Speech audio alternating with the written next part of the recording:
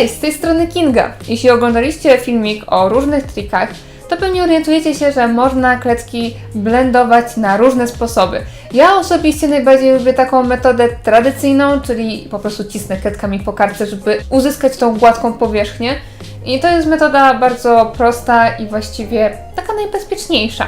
Ale jeśli chcemy pójść troszkę na cwaniaka, przyspieszyć sobie trochę pracę, no i tak bardzo się nie wysilać z tym ciskaniem kredek, to można użyć na przykład alkoholu izopropylowego, który na teście nie wypadł za dobrze i ja osobiście tego alkoholu nie będę polecać, bo już na takim małym skraweczku wyglądał on kiepsko. Za to o wiele lepiej sprawdziła się oliwka i nawet wspomniałam o tym, że chyba od czasu do czasu będę używać tej metody, ale no przyznam, że od momentu nagrania tamtego filmu bałam się używać oliwki w rysunku. I stwierdziłam, że nie może tak być, że skoro coś może działać, skoro coś może mi przyspieszyć pracę albo zrobić ją ładniejszą, to znaczy, że powinnam z tego korzystać. I przez ostatnie dni właśnie starałam się znaleźć zastosowanie dla tej oliwki. Oczywiście nie całkowite, nie na całym rysunku, bo tak się nie da.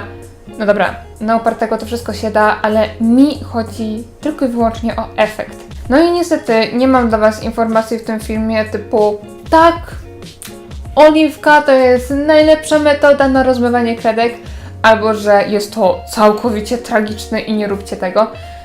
Jest duży znak zapytania. Może inaczej.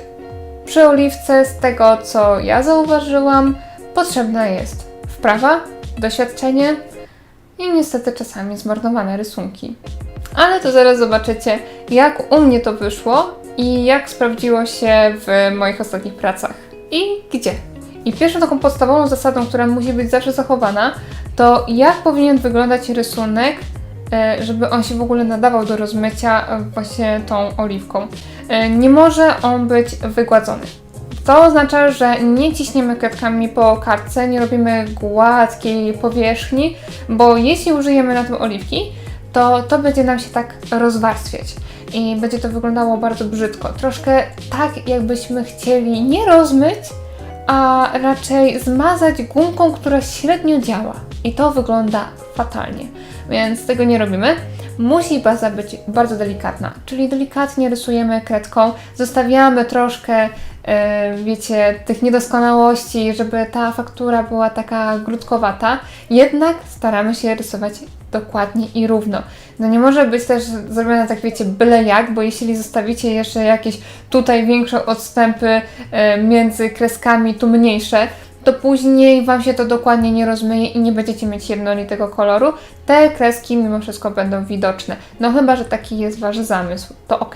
Ale jeśli chcecie mieć jednolitą powierzchnię, to wtedy musi być ta baza bardzo, bardzo dokładna. Czyli rysujemy powoli, nie śpieszymy się, rysujemy delikatnie. Wszędzie rysujemy też z tym samym naciskiem, czyli nie robimy czegoś takiego, że gdzieś dociskamy mocniej, a gdzieś dociskamy delikatniej. Musi być to wyważone, więc tutaj właśnie potrzebna jest ta wprawa.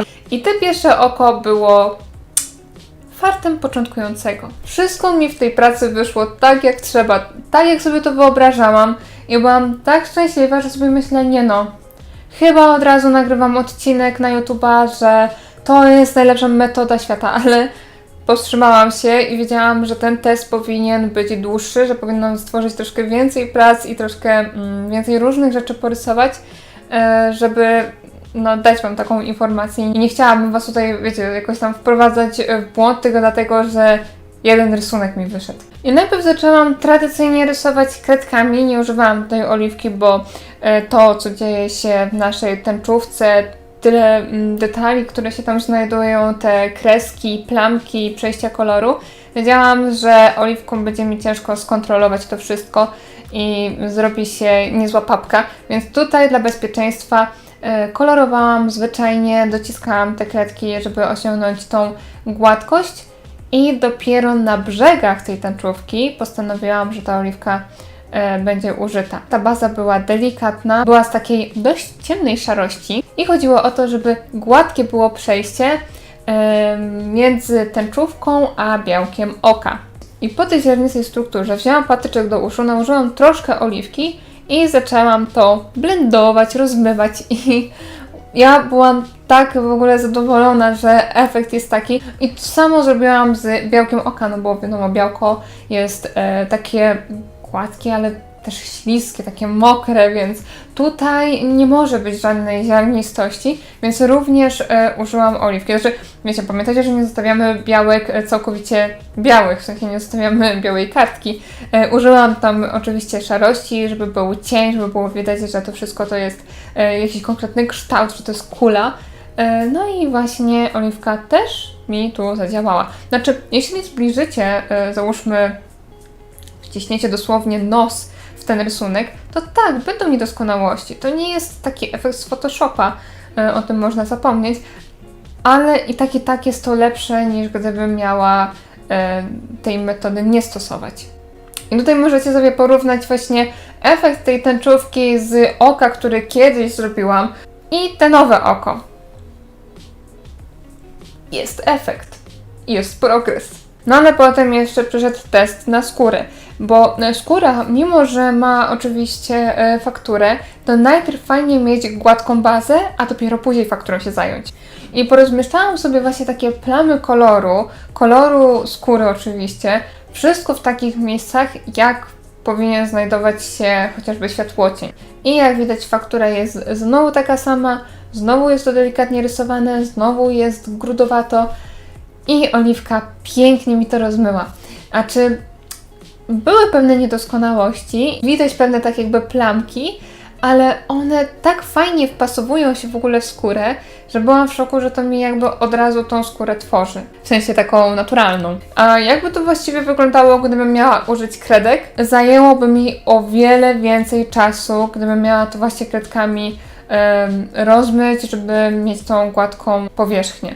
Ponieważ musiałabym o wiele więcej warstw nałożyć i ostatecznie musiałabym użyć jakiejś kredki, którą mocno bym dociskała i tak tarła kreska za kreską, wiecie, żeby było gładko, to znaczy, że muszę tą powierzchnię pokryć idealnie, a kredka ma, że tak powiem, ograniczoną grubość tej swojej końcówki i to nie jest jak machnięcie pędzlem, tylko takie żmudne rysowanie prawie w miejscu. Tylko to, co mnie jeszcze interesowało, to trwałość tego rysunku. Czy, wiecie, połączenie oliwki z kredkami, czy nie spowoduje, że to będzie jakieś maziejowate, że będzie się rozmywać, że po pewnym czasie to będzie delikatniejsze, czy to ładnie zaschnie, jak bardzo będzie to trwałe. I kiedy ja sobie tak macam ten rysunek, to naprawdę nie widzę różnicy między rysunkiem właśnie z dość dużą ilością oliwki, którą tutaj użyłam, a rysunkiem, który ten oliwki w ogóle nie ma. Więc jest super. Tylko że ja użyłam fiksatywy. Nie wiem, jakby to się sprawdziło u osób, które nie impregnują swoich rysunków. Ja jestem raczej za tym, żeby je impregnować, no bo jednak chciałabym, żeby one dłużej przeżyły. Tym bardziej, że przy Prismacolor wychodzi wosk. On się trochę utlenia i wtedy mamy taki troszkę mętny ten rysunek, a fiksatywa zapobiega temu i powoduje, że nasze rysunki mają o wiele ładniejszy kolor, są takie bardziej nasycone i przyjemniejsze w odbiorze, zwłaszcza jeśli chodzi o czerni. Jedyna uwaga jest taka, że no, trzeba uważać w momencie, kiedy to jest świeże. Na pewno to nie jest tak, że po rozmywaniu od razu możecie w tym samym miejscu rysować, bo rzeczywiście ta warstwa oliwki będzie nam powodować, że te kredki będą się trochę ślizgać i nie mamy nad nimi kontroli. Dlatego trzeba tak parę sekund chociaż odczekać, żeby to zaschło i już możemy rysować, więc i tak to nie jest jakieś długie czekanie. To nie jest tak, że o dobra, to teraz z godziny trzeba poczekać, żeby dołożyć jakieś kolory. Nie, spokojnie, można naprawdę bardzo szybko zacząć rysować w tym miejscu. Okej, ale jedno oko to za mało. To nie jest wystarczająca ilość włożonej pracy, żeby mieć opanowaną metodę. I postanowiłam, że zrobię jeszcze jedno oko, tylko już bardziej na wprost. Czyli tak. I jak się okazało, tutaj mimo, że starałam się rysować tą samą techniką, czyli stosowałam te same kredki, tak samo na przykład rysowałam białko oka i wiecie, przejście między tęczówką do tego białka, no wszystko starałam się robić tak samo, to jednak efekt wyszedł inny. I się okazało, że są pewne wady. Chociażby białko wyszło o wiele bardziej ziarnisto. I mimo, że w tym miejscu, gdzie już stosowaliśmy oliwkę, możemy dalej rysować, nie ma problemu, żeby dokładać następne warstwy, tak nie ma możliwości bardziej wygładzić. Czyli jeśli na samym początku nie udało nam się uzyskać ładnej gładkości, to już można się z tym pożegnać. To już praca jest zepsuta i praca właściwie albo dokończamy taka jaka jest, albo rysujemy od nowa. A naprawdę użerałam się z tym rysunkiem bardzo długo, bo wiele miejsc mi niestety nie wyszło, wiele miejsc nie miało tego ładnego przejścia, nie miało tego ładnego bluru i starałam się jakoś to uratować, starałam się dokładać kredki. Używałam białej kredki z Prismacolor, która jest bardzo taka mięciutka i ona nie tylko rozjaśnia, ale właśnie fajnie blenduje. Używałam też, blender z Prismacolor praktycznie w ogóle się tu nie sprawdził, bo był już za szorstki, za ostry do tego i nic po prostu nie wnosił. Był taki smutek, że tutaj nie da się tej pracy niestety uratować. A jeszcze wpadłam na to, żeby zrobić taki makijaż dla tego oka, taki czerwono-pomarańczowy, żeby po prostu to fajnie wyglądało, żeby więcej się działo. Ostatnio właściwie zauważyłam, że jest taka moda na taki makijaż. Wygląda to fantastycznie, oko jest wyraziste i ładnie podkreślone, nie jest też takie smutne, takie przyjemne są te kolory. Ale przejścia z tej intensywnej czerwieni na dość jasną skórę. Tak, tragedia. Nie było bluru, po prostu blur nie istniał. Jest bardzo mocne, ostre odcięcie, jest ono widoczne i niestety walczyłam z tym kilka godzin. I wtedy miałam takie uczucie, że kurczę, gdybym to zrobiła normalnie, gdybym to zrobiła tylko kredkami i nie używała niczego dodatkowego, to byłoby wszystko w porządku. Więc tutaj praca wcale nie była przyspieszona i wcale nie miała lepszego efektu. Co nie znaczy, że ja w tym momencie odradzam tą metodę, bo drugi rysunek nie wyszedł. Bardziej chodzi o to, że jest to metoda ryzykowna, że jest to metoda, która nie zawsze działa, nie jest ona pewna w 100% dla osób, załóżmy, niedoświadczonych, że mogą być różne problemy z tym i że chciałabym, żebyście po prostu zwrócili na to uwagę, kiedy sami byście chcieli korzystać z czegoś takiego, że musicie być bardzo uważni, bardzo dokładnie kolorować, powoli, żeby ta powierzchnia była jak najdokładniejsza. Kiedy użyłam takiej mocnej fuksji, chciałam, żeby było takie gładkie przejście do brzoskwini, to zwyczajnie tego przejścia ładnego nie było. Za to w miejscu, gdzie miałam na przykład przejście z tej fuksji do jakiegoś jasnego różu, to już nagle to działało. Czyli musimy odpowiednio dobierać naszą paletę koloru. Im bardziej kredki są jakby z tej samej rodziny, to efekt wyjdzie nam lepszy. A jeśli kredki mamy takie, które za bardzo się ze sobą różnią, to im większa różnica, tym większe ryzyko na to, że będzie słaby efekt. Oczywiście gładkość nie chcemy osiągnąć tylko i wyłącznie w skórze, ale też w innych obiektach, miejscach i tak dalej. No i moim największym problemem było zawsze niebo. Ja kredkami chyba nigdy nie zrobiłam ładnego, estetycznego nieba. Coś jest w tych niebieskich kredkach takiego, że one nigdy nie są gładkie. Nigdy. A starałam się już na wiele sposobów. I pomyślałam właśnie, że kurczę, może właśnie ta oliwka rozwiąże mój problem.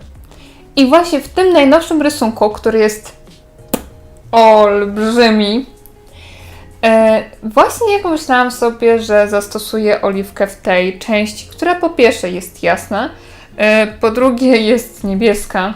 Znaczy lubię niebieski, tylko nie jeśli chodzi o niebo. No i dość duży skrawek tego nieba tutaj mam.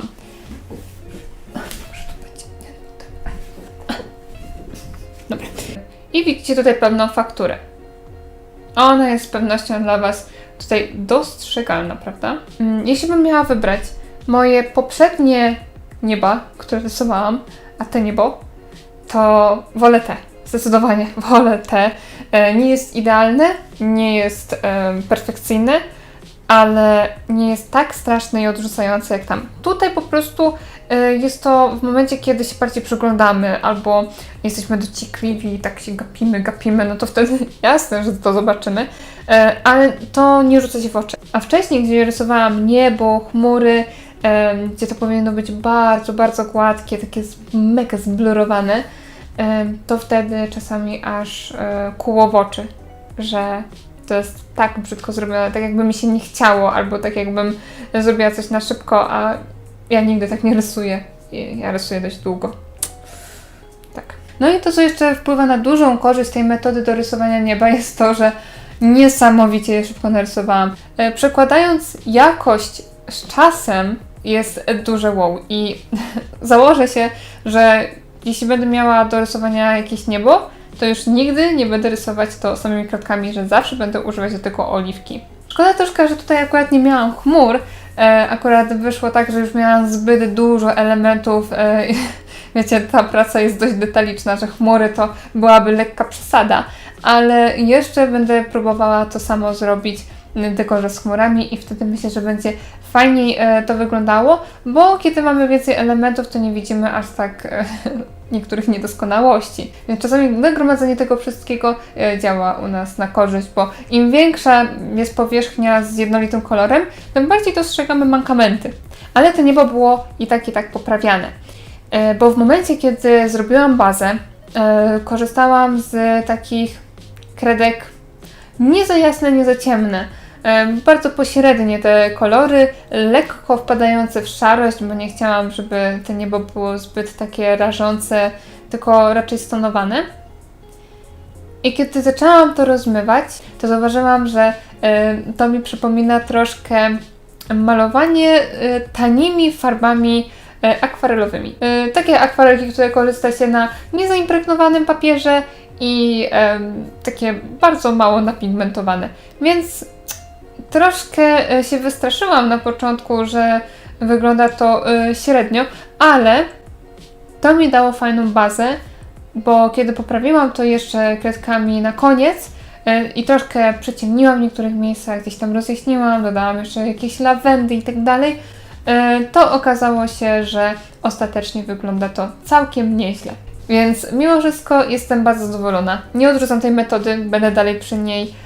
Na pewno będę korzystać z niej do nieba, czy jeśli będę chciała mieć jakieś zblurowane tło, czyli jakieś budynki czy drzewa, które mają być rozmyte, a nie wyraziste na pierwszym planie, to na pewno będę to stosować, ale uważnie i ostrożnie, żeby w trakcie pracy sobie tego nie zepsuć, bo jednak smutno byłoby po kilku dniach rysowania, ja rozmywam sobie załóżmy niebo i się okazuje, że mi się nie podoba.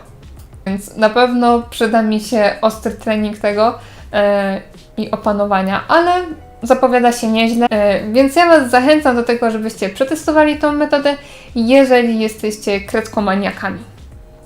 Tak jak ja. To tyle na dziś. Mam nadzieję, że ten film Wam się podobał. Jeżeli tak, to oczywiście dajcie lajka, zasubskrybujcie kanał z dzwoneczkiem i dajcie znać, czy będziecie korzystać z tego triku. W ogóle napiszcie w komentarzu, co Wam z tego wyszło, czy sami dostrzegacie coś, co będzie przydatne dla mnie i dla innych, więc dzielcie się wiedzą. I do zobaczenia do następnego odcinka. Pa!